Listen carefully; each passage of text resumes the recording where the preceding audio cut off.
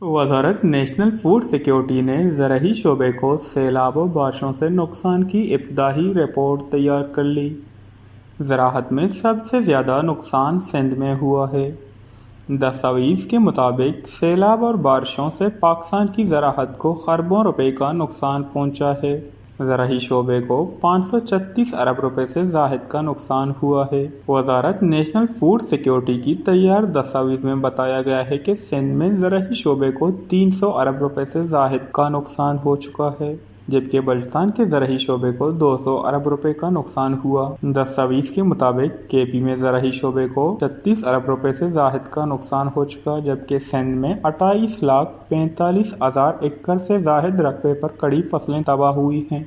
मज़ीद दस्तावेज़ में कहा गया है कि सिंध में कपास, खजूर की फसल मुकम्मल तबाह हो चुकी हैं। सिंध में गन्ने, मिर्च, प्याज, टमाटर, सब्जियां, चावल की फसल को जज़वी नुकसान पहुंचा। ज़राए का कहना है कि इब्तदाई रिपोर्ट फ़िज़ाई सर्वे से तैयार की गई। मज़ीद नुकसान का खदशा है।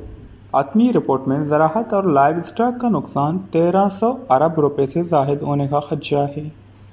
वश न्यूज़, कराची।